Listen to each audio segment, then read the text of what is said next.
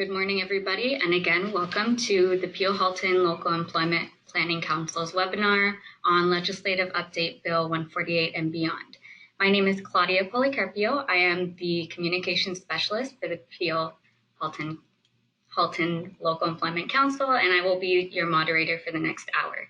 Before we get started, we have a few things to note. So first, we would love to hear your thoughts and questions if you have any. So be sure to use the questions and answer panel on the right side of your GoToWebinar screen to post your questions there.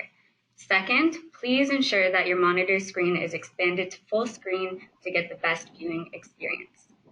So now that we have that out of the way, I would like to introduce our featured presenters from Sharad Cruz, Priya Sarin, and Gerald Griffiths. So Gerald is a skilled lawyer whose practice is focused on the representation of management and many areas of employment and labor law.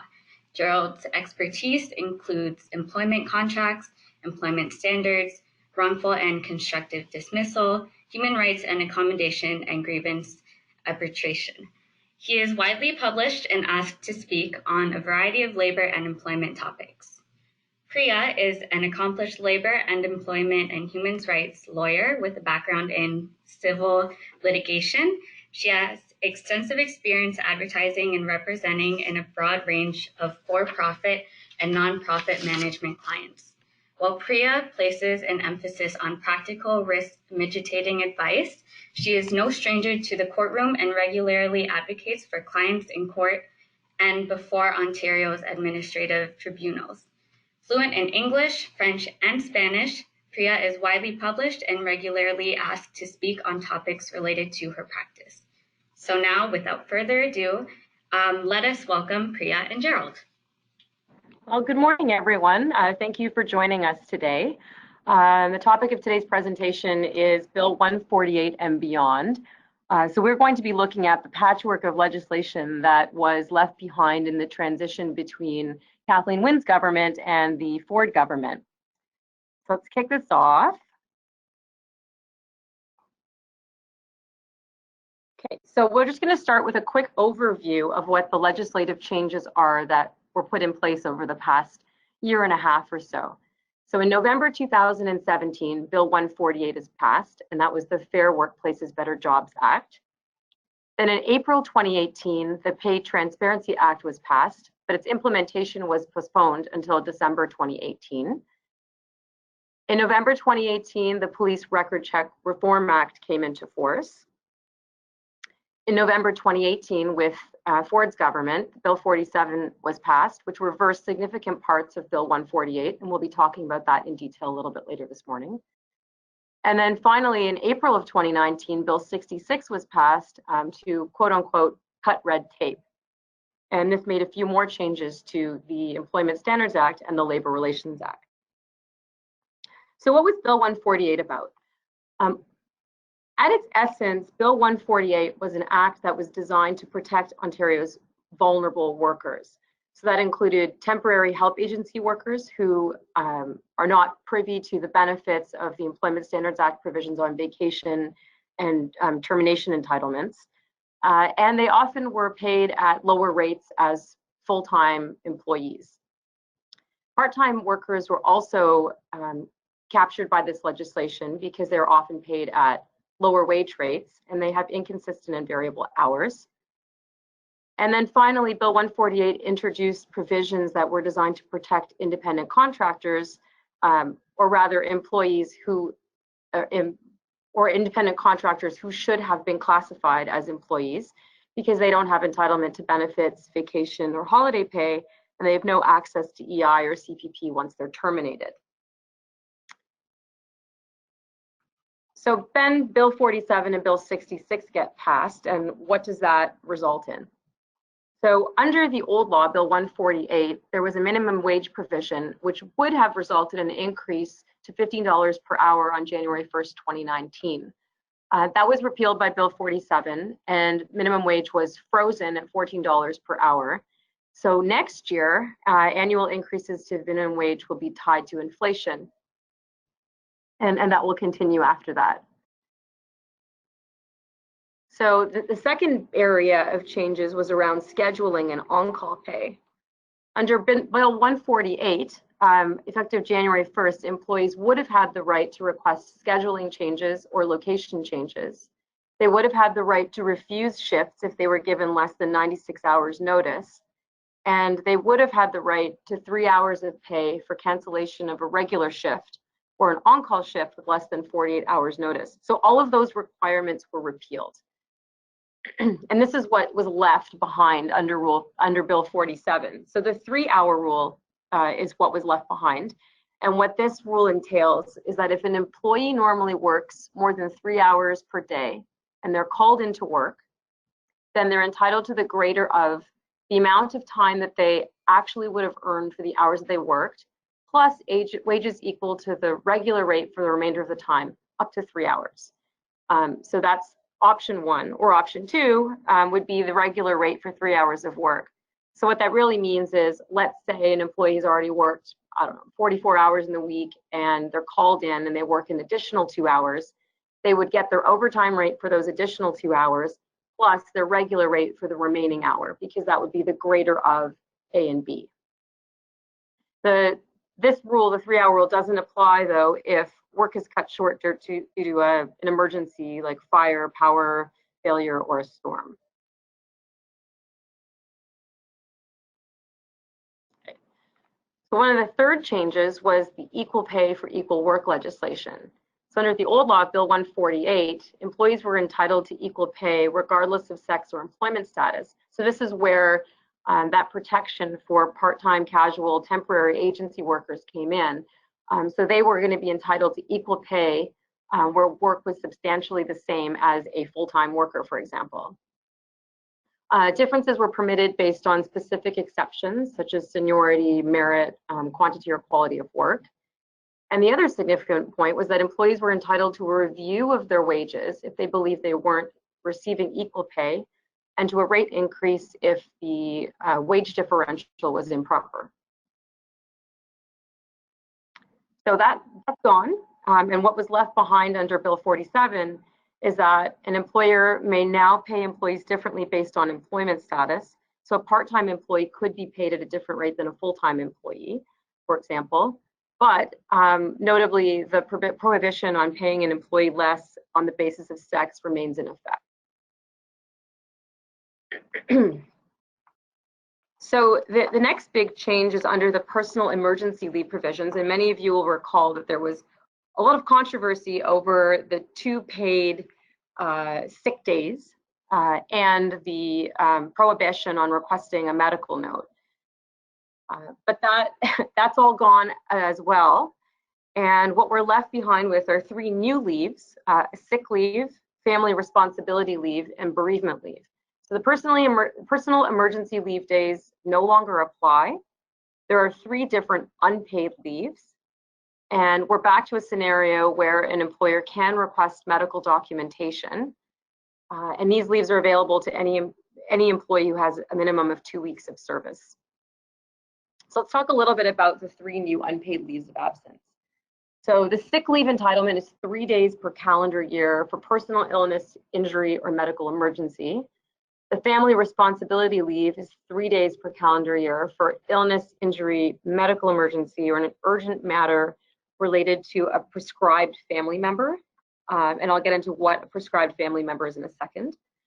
And then the last leave is 2 days for bereavement leave for the death of a prescribed family member. So the prescribed family members are exactly who you think they would be: spouse, parent, step-parent, foster parent, child, stepchild, foster child, grandparent, step-parent, grandchild, the spouse of a child, brother or sister, or a relative of the employee who is dependent on the employee for care or assistance. Now, the other thing to note is this is just the job protected leaves under the Employment Standards Act. If your contracts of employment or your collective agreements provide for a greater right or benefit, those continue to apply.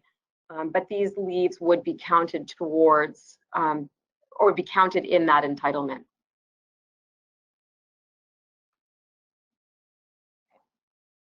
The next major change was under the public holiday provisions. This one was kind of an odd one.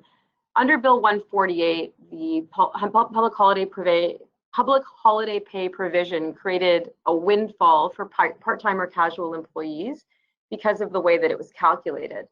So previously, the public holiday pay was equal to the total wages in a pay period divided by the number of days they worked. So that would effectively mean that they were being paid substantially more than they would have earned if they'd actually been working. So here's an example. They would have had $400 divided by the 20 days. That was the rule before Bill 148, would have been $20. But if they divided it by the actual days they worked, 400 divided by 3, because they're part-time, they were getting 133 days on their public holiday pay. So that was repealed.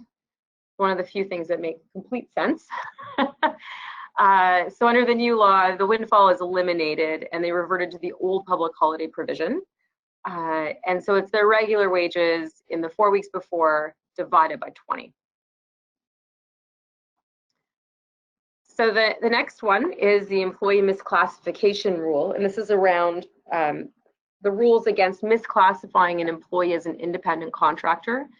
Under the old law, an employer had to prove that the individual was not an employee, so the onus was on the employer instead of the employee. But under the new law, an employee who claims benefits or entitlements as an employee, they have to prove that they're an employee.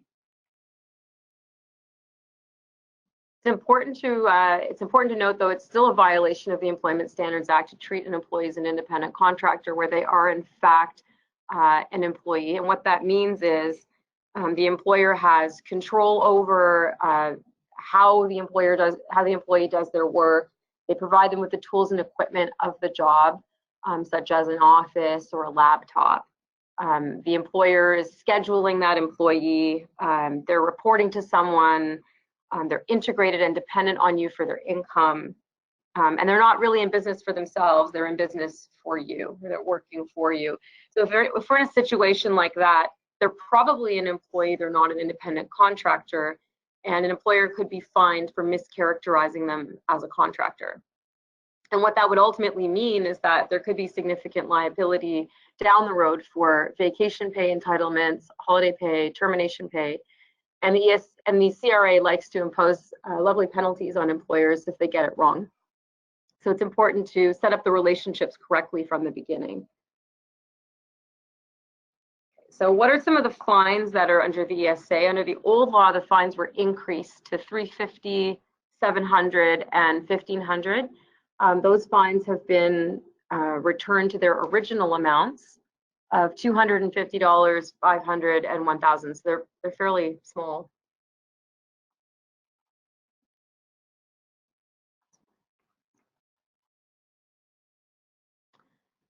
Okay, so another area that was changed under the legislation was with respect to the hours of work and overtime averaging provisions. This is pretty significant, actually, in my opinion. Under the old law, an employer needed agreement from the employee or the union and approval from the Director of Employment Standards if their employees were going to work more than 48 hours per week, or to average the hours of work over multiple weeks for the purpose of determining overtime pay. So this would happen often with shift workers if they would work a substantial number of hours in 1 week and then effectively work very few hours in the week after that. They were getting entitlement to overtime pay. So this rule allows you to average their hours of work over, say, 4 weeks or 2 weeks, but you would have to get approval to do it from the Director of Employment Standards. Now, what the law says is that you no longer need approval from the director, but you do still need the employee's written agreement. And the period of time that you can average hours for the purpose of overtime would only be between 2 weeks and a maximum of 4 weeks. So this may well result in more averaging agreements, and there's a lot more flexibility to put these agreements in place.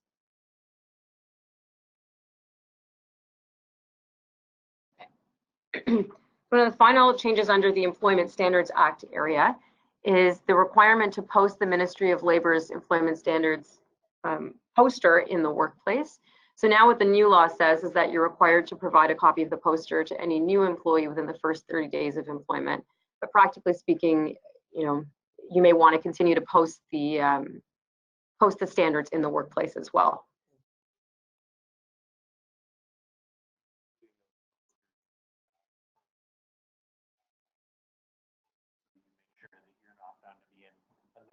non-compliance for not providing a copy of the poster when they're hired.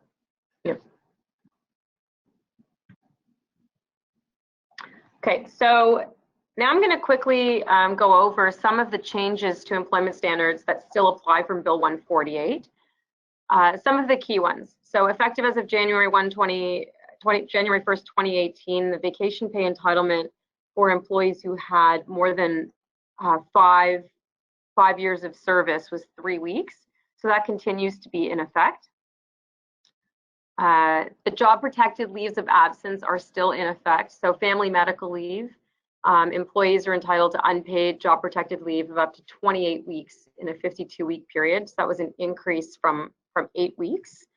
It's to provide care and support to family members and people who the employee considers to be like a family member. And this leave is for individuals who have a serious medical condition with significant risk of death occurring within a period of 26 weeks. And these leaves can be extended if that person doesn't actually pass away during that period of time. The similarly, critical illness leave continues to exist, provides up to 17 weeks to care for a critically ill family member who requires care or support, and up to 37 weeks to care for or support a critically ill minor child who is a family member. And this leave only applies to employees who've been employed for at least 6 months. Parental leave, this was a significant one that I expect many of you have already seen come into play. Parental leave was increased significantly by 26 weeks, from 35 weeks to 61 for employees who also take a pregnancy leave, for a total of 78 weeks, and from 37 weeks to 63 for all other new parents. Pregnancy leave was extended. The significant point here was that for employees who experience a miscarriage or a stillbirth, their leave entitlement increased from 6 weeks to 12 weeks. And the domestic or sexual violence leave still continues to be in effect, and it provides for 10 days plus 15 weeks of unpaid leave per calendar year, and the first 5 days are paid leave. And this domestic violence leave is available for a variety of purposes. It's, for example, to seek medical attention, to move your location, or to pursue legal action against the aggressor. And it's available where the employee or the employee's child experiences domestic or sexual violence or the threat of domestic or sexual violence. And it applies to any employee who's been employed for at least 13 weeks. The child death leave and crime-related disappearance leave, which were implemented under Bill 148, continue to be in effect. And these leaves provide that an employee could take up to 2 years of unpaid leave as long as they've been with the company or the organization for at least 6 months. And that brings us to the Bill 47 amendments to the Labor Relations Act, and I'm going to turn it over to my colleague, Gerald. Good morning, everyone. Thanks very much for joining us. My name's Gerald Griffiths, and I'm going to be speaking about the Bill 47 amendments first to the Labor Relations Act. And the Labor Relations Act, for those of you that aren't familiar, is that sort of key piece of legislation in Ontario that governs the relationships between unions and employers, the Labor Relations Board, as well as the process for a union being certified as a bargaining agent to represent a group of employees. And through Bill 148 and the changing workplaces review that came before that, there were changes instituted to the Labor Relations Act that were really focused on trying to increase access to unionization. And part of that underlined an assumption on the part of the previous provincial government that more unionization is better for employees. The current government has a different view on that issue, and as a result, we've seen a rollback of a number of those changes that were aimed at increasing unionization as a whole, as well as in certain areas of certain specific industries. So the first big change along those lines I'll speak about is the changes that Bill 148 introduced to the union certification process. So for those of you that aren't aware, if a union wants to become a bargaining agent of a group of employees, they need to file an application to the Labor Relations Board. Prior to Bill 148, unless you were in the construction industry, the obligation was you had to come forward and show you had the support of at least 40% of the employees in the proposed bargaining unit that the union wanted to represent.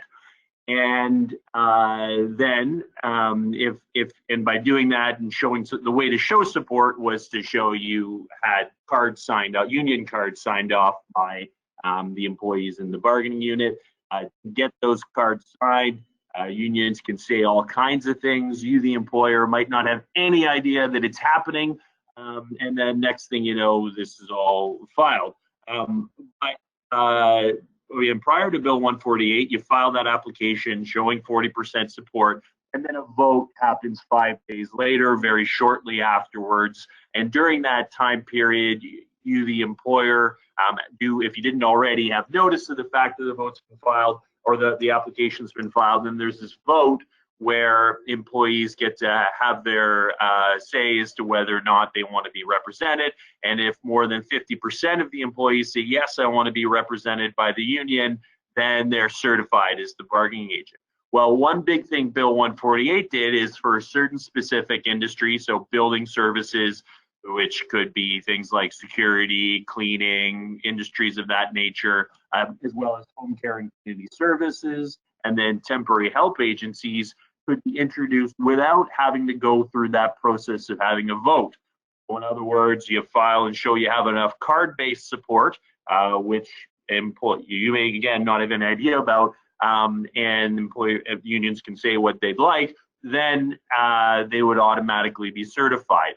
That was repealed by Bill 47. So now we're back to that process where we have card-based support, followed by a vote thereafter, with the construction industry remaining the only industry in this province where there continues to be that card-based certification, just as was the case before Bill 148.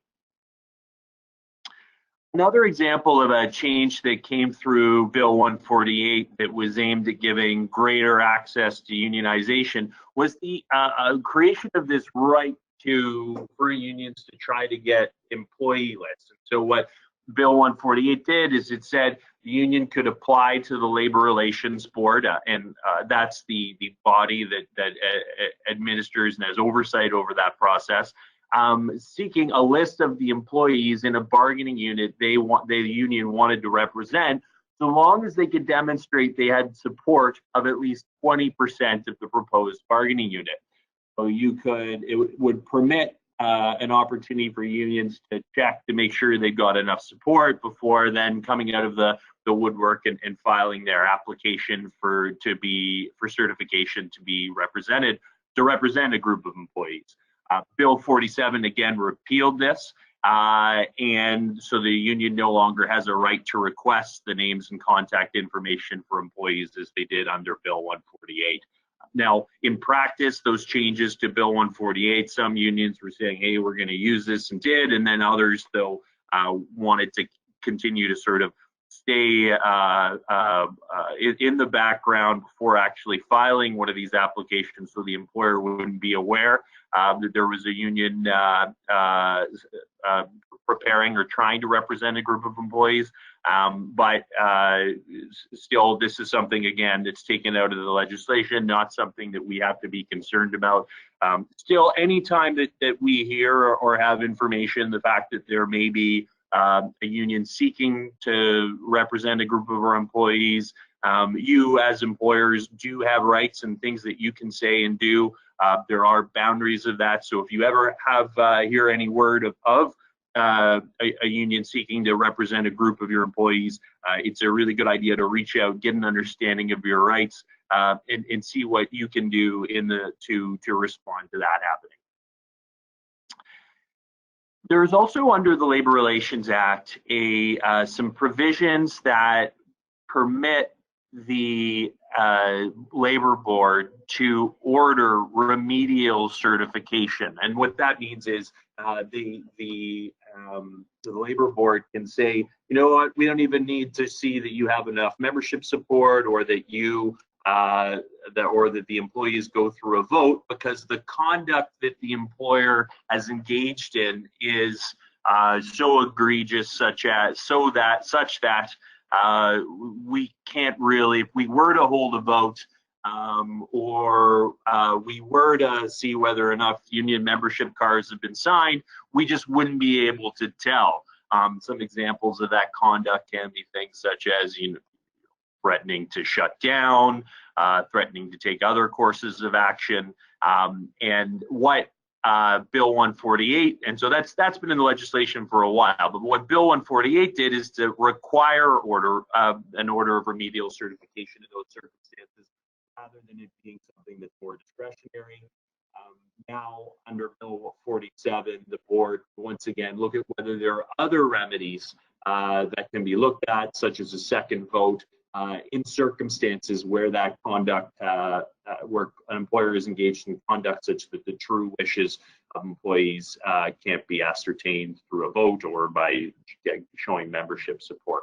Still always, so it puts less of drastic consequences on employers in the event there's that type of conduct, but still, once again, best to make sure you understand the guidelines and the posts and the boundaries for what you can say and can do, or what you're prohibited from saying and doing, so that you can avoid being caught up in costly litigation, for example, addressing some of these issues. Another change that happened through Bill 148 relates to successor rights of unions. So what, under the Labor Relations Act, an employer, the union has, or excuse me, the Labor Board has there are provisions that mean that where one employer, say, purchases a business, or in some circumstances picks up a contract to perform services, there may be found to be a transfer or a sale of business, and where there has been such a sale or transfer, the new employer becomes bound to the collective agreement that the previous employer had. So if that work was unionized before, it's unionized afterwards as well. One thing Bill 148 did to change that sort of lay of the land was to say that those successor provisions would apply automatically when looking at the retendering of building service contracts for things like cleaning, food services, security. So automatically, without looking deeply at the facts, has there been a sale or a transfer of a quote unquote business, we're going to say, okay, automatically you picked up this contract to provide food services. The prior employer was unionized and had the union, a particular union had collective bargaining rights. The new employer, you're going to have that as well, even though you're a different employer altogether. And also under Bill 148, there was an ability to extend by regulation these successor provisions that apply automatically to service providers that receive public funds. Bill 47 repealed the ability to extend those successor provisions to other service providers by regulations, but it didn't affect the retendering of building service contracts. Another area that was aimed at, of change that was aimed at trying to increase access of unions and to employees to being represented by unions was a process created under Bill 148 to consolidate a group of bargaining units. So so you could say, okay, I represent this one group of employees. If I'm the union, I could say I represent this one group of employees at an employer.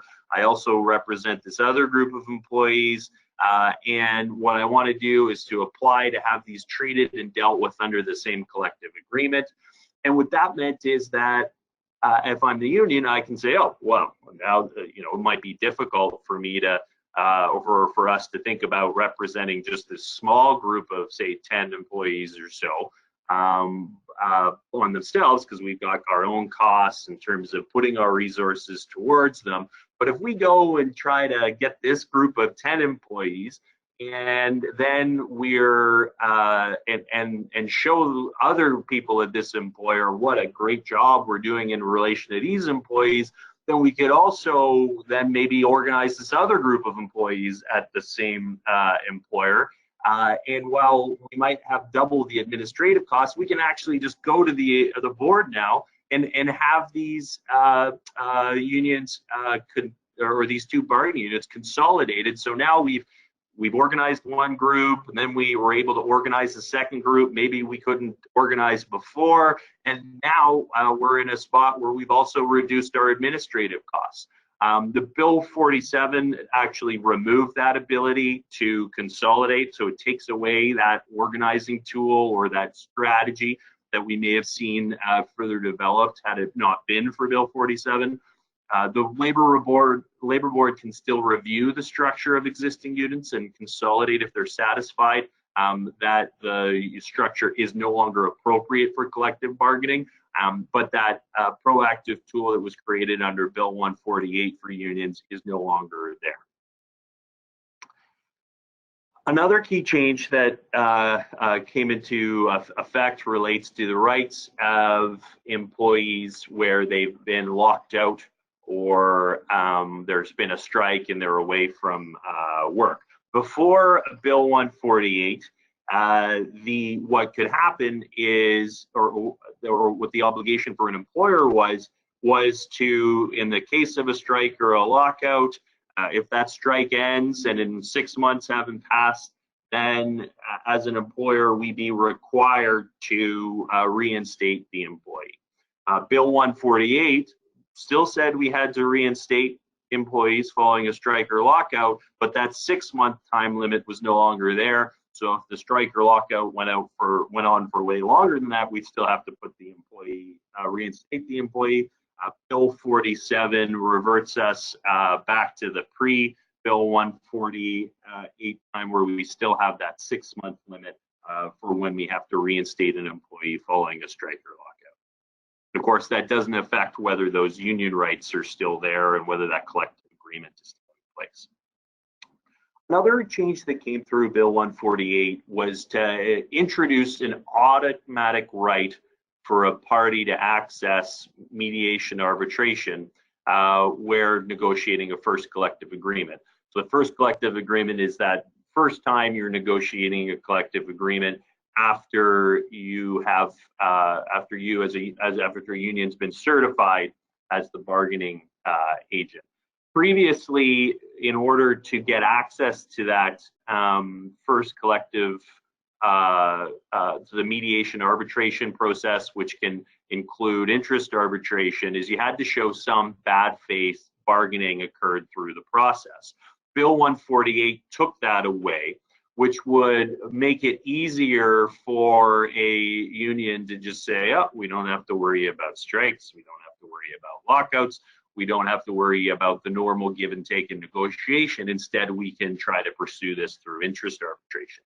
And one big reason that was potentially problematic for employers is that statistically, the types of deals and that unions are able to get or that employees receive are typically result in higher wage increases and better terms than you might get through a freely bargained collective bargaining agreement where there's that give and take between the parties. Bill 47 again repealed that right to these changes and restored the first contract arbitration provisions that were in force before Bill 148, which now mean again, a party will only have access to first contract arbitration in limited circumstances where the board satisfied the employer has failed to recognize the union or the respondent has been engaging in efforts to avoid concluding a collective agreement. So where there's been that egregious conduct, only when that occurs will there be that right to try to access first collective bargaining agreement arbitration procedure. So again, limiting when that will occur. There's a few other changes as well that occurred in terms of the processes at the Labor Relations Board, for example, expanding and recognizing alternate means of communications for serving and filing documents with the Labor Relations Board, something that's mostly only of import for the lawyers who are engaging with it. And then also granting discretion to expedite certain types of proceedings, and facilitating and requiring the publication of collective agreements and arbitration awards that are filed with the minister. Didn't change with Bill 47. Well, a big change were the enhanced just cause provisions introduced by Bill 148. So one change that Bill 148 made is where an employer terminates or disciplines an employee in the period between union certification, where they apply and are recognized as the bargaining agent for employees, and then a first collective agreement being concluded, or between the date of a lawful strike or lockout and the date of a new collective agreement is entered into. An employer is required to prove that it had just cause to terminate an employee. That isn't something that was there before. You could terminate otherwise, but that now, that was a change introduced by Bill 148 that still exists now under Bill 47. I'll now speak a little bit about some of the other changes that have come through recently that impact employers in Ontario.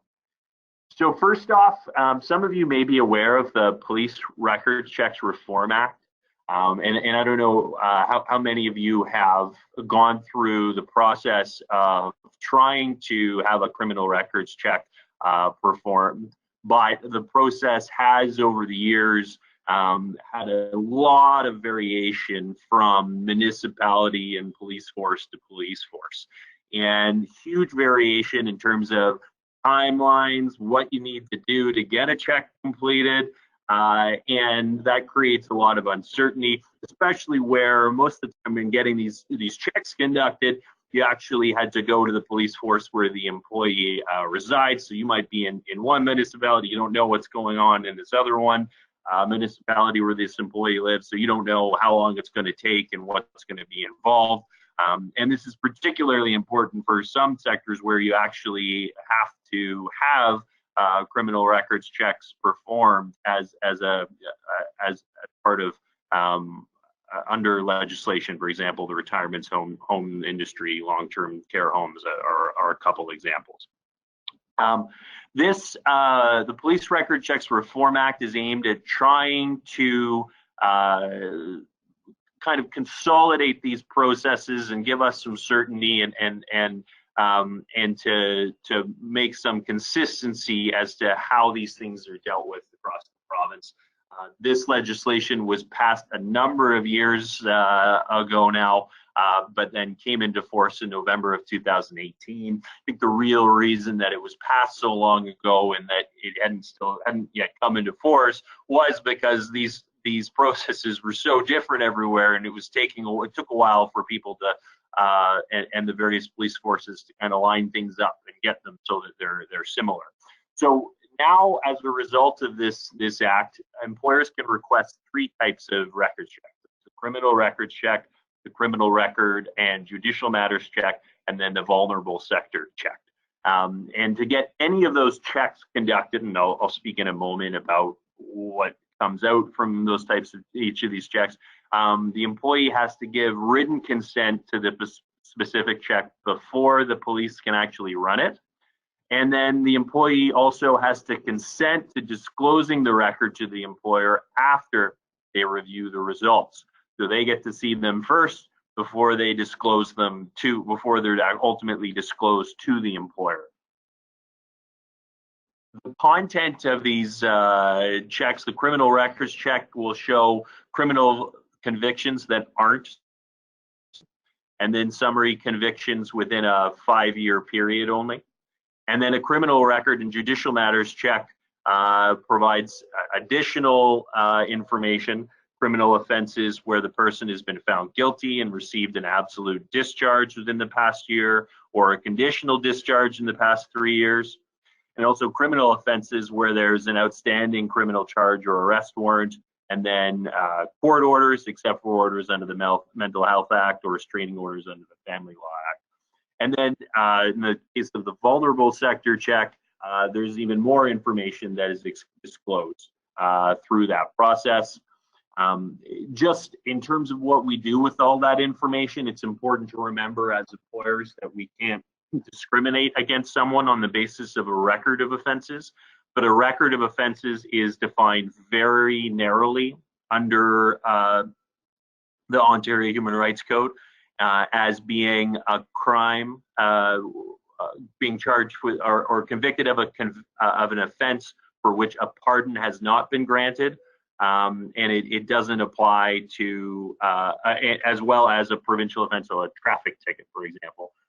So limited types of convictions, but another way we have to be careful with this type of information is the fact that we can sometimes, through some types of checks, particularly the information that comes through a criminal record and judicial matters check or a vulnerable sector check, have access to information that could relate to someone having a disability.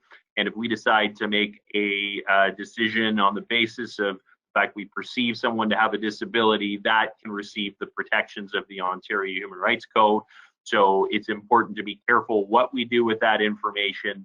And also best practice always to make any offers of employment conditional on a background check being completed and to receive that information afterwards, so that way you don't reject a candidate for other legitimate reasons. You just happen to have some information with you that could provide grounds for a human rights application, and then finding yourself in a spot where you're defending why it is you chose another candidate over that candidate, which again can be a costly and lengthy litigation process. So important to bear these issues in mind anytime you have access to this information, and to be strategic about how we ask that information. Point. I mean, part of the reason why legislation was introduced and why there are now 3 different types of criminal record checks all the way up to a vulnerable sector check is to really ensure that you're not getting more information than you need to have in order to make a determination on whether or not this person should be hired in the position. So previously, employers were getting information about people's interactions under the Mental Health Act or whatnot. So for example, if someone had any interaction with the police where there was a domestic violence situation or whatever it might have been, completely unrelated to the job, that would be captured by the higher levels of checks that weren't necessarily relevant for employers. So really you want to be thinking about too, what do you really need in order to make a determination on whether or not this person should be hired for the role. Yeah, and one big thing too is you just never knew what you were going to get in the information, and what was released in what circumstances varied a lot from one municipality to the other. So before this was put in place, for example, in London, you could go in and you just ask for one and you could get a whole ton of information. In Toronto, to get some of the more detailed information, you had to actually provide a conditional offer of employment, and there were protections around it. And so in terms of protecting ourselves, we were at pretty high risk before because we didn't know what we were going to get. But now we do have some certainty around it, which is good and helps us manage these. And then the last piece of legislation that I'll touch upon before we open it up to any questions you may have is just the Pay Transparency Act. So some of you may have heard of this piece of legislation. It was the stated purpose of the legislation was to reduce the gender pay cap, which is certainly something that is statistically significant. Statistics Canada reported that in 2017, women in Canada earned 87 cents for every dollar earned by men.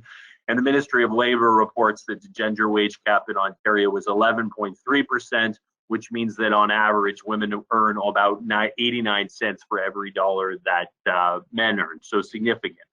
The idea behind this legislation was to put in place some transparency obligations, which I'll speak to in a moment. And they were originally slated to come into force on January 1st.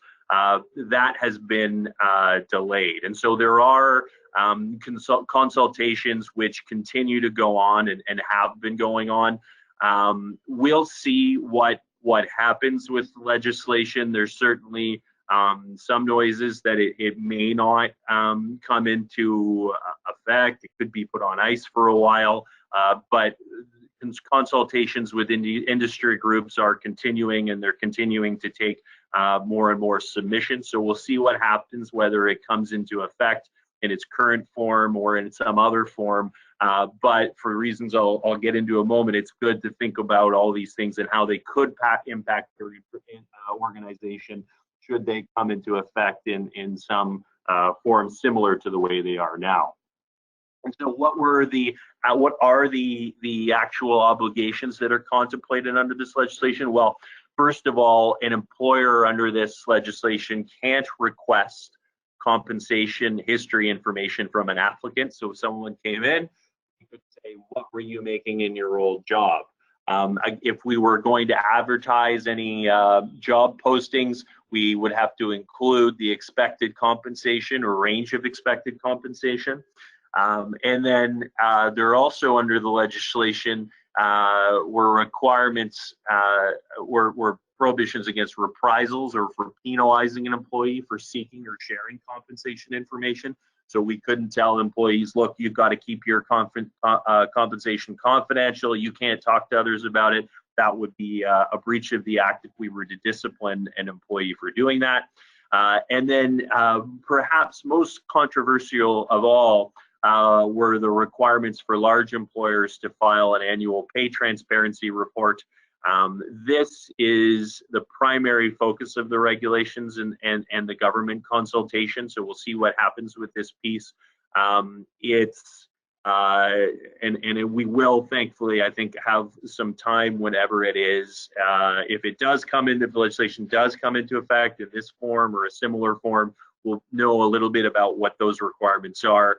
Certainly one of the big concerns that people raise was the fact that this legislation was coming into effect, or going to come into effect January 1, and no one had any idea what these regulations were going to be and what these reports were going to look like. But we do anticipate that if it does come into effect in its current form, we'll be given a little bit of notice about what we need to file in these types of reports, and therefore we can take some steps if we are a large employer to put in to make sure we're recording and gathering the information in the right way so that we can then comply with those obligations. So thanks very much for joining us this morning. That concludes our presentation, and please feel free now to ask any questions that you might have. Okay, thank you, Priya and Gerald. Like you said, at this point, we will open up the webinar to the questions that we have. So the first one we have is, if an employee is due to work 3 hours on Saturday and we have to cancel the shift on Friday afternoon, are they required to pay the 3 hours? Well, that provision was repealed by Bill 47, which would have obligated you to pay for shifts that are canceled on short notice. So the answer would be no, subject to what your collective agreement or your policies state. And we have that 3-hour rule. Okay, great. And so our final question is, who should pay for a police check, the employer or the employee? Well, yeah, they're really, it's a judgment call. I mean, I think there isn't no obligation to pay for a check as a part of the employer, though if you're trying to bring someone on board, certainly paying for it is quite common, and it's something that can help make sure that you don't have employees giving excuses, for example, as to why they're not having one done, where there may be other reasons. It can make sure that you're not dissuading people from applying for your job or turning them off of the job opportunity. And to some degree, it may depend on what type of position is. If you have someone in an entry-level role, maybe the financial cost of the record check would be a hindrance or a barrier. And okay, so we have another question. It's following up on criminal background checks again. So how do organizations that conduct background checks on all new hires get around the new policy of not being able to have record checks conducted on those under 18 years of age? For example, if you hire a summer student.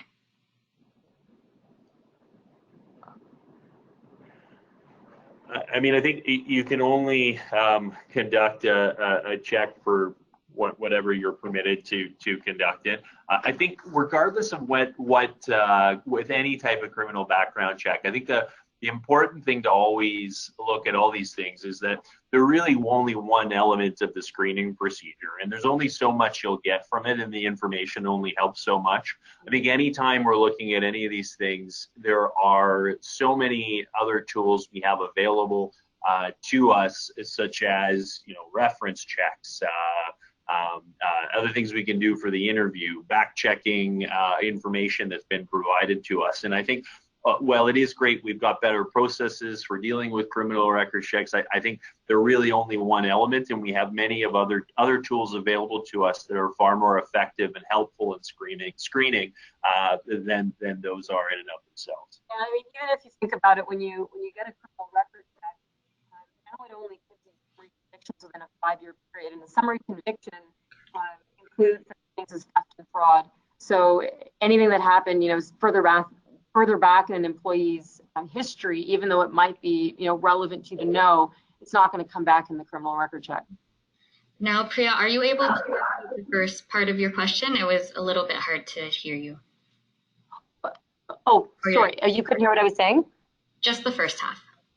Oh, I was just saying that even when you get a criminal record check, it doesn't necessarily have all of the information that you might need. So, for example, summary convictions within a 5-year period are all you would get back. So a summary conviction, I was just explaining, includes things like theft and fraud charges, which may be very important to you to know, but a criminal record check is only going to give that to you for the past 5 years.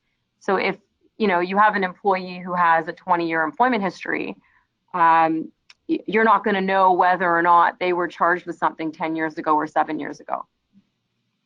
Okay, great. Thank you. Next question is, an employee goes on parental leave and chooses the 1-year option. Can they change to the 61-week option during their 1 year, or when it starts? Sorry, could you repeat the question? Yes. So if an employee goes on parental leave and chooses the 1-year option, are they able to then change to the 61-week option if they change their mind? Oh, you're saying, can they extend their leave? Potentially, yes. I mean, I would say yes, so long as they provide you with sufficient notice in accordance with the provisions of the legislation. Okay. Next question, if a school board wishes to hire staff who do not have direct authority over students, but who could potentially in the future, which check can be requested?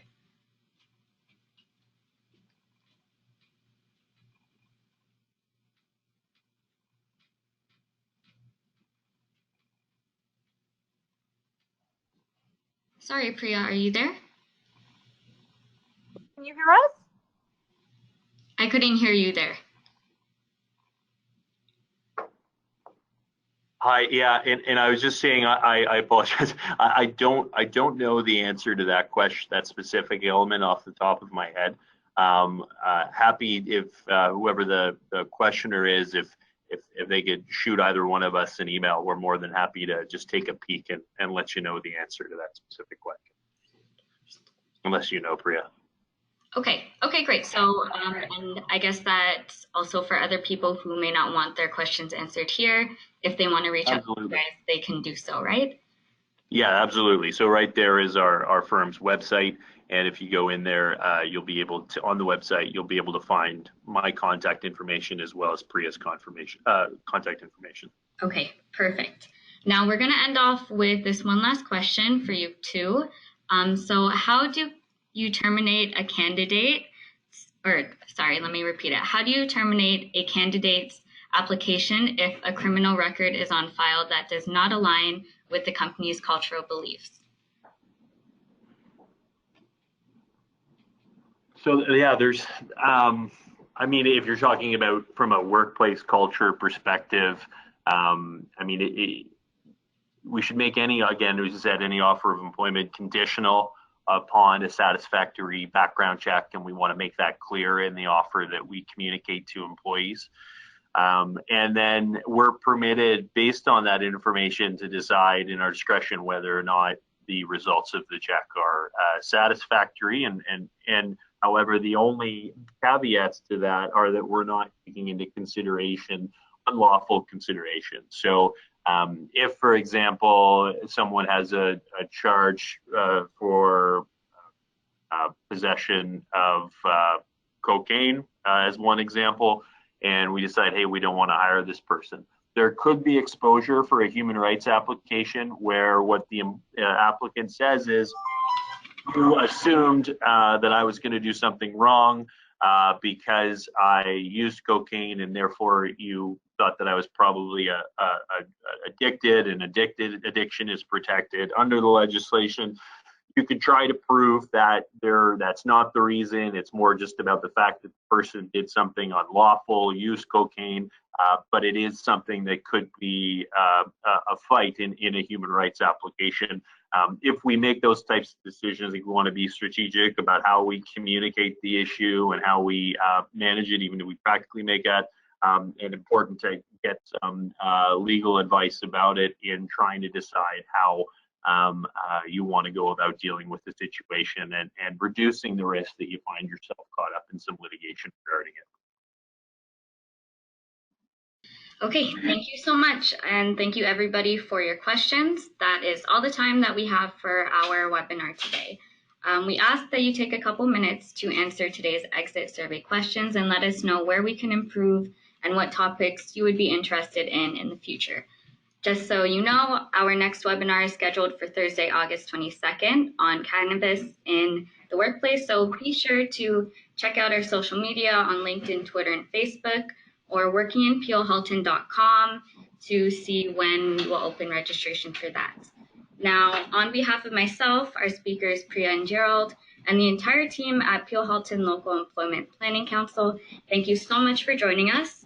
And lastly, I would like to extend a special thank you to Priya and Gerald and Shared Cruz for the time and the opportunity to share this important information.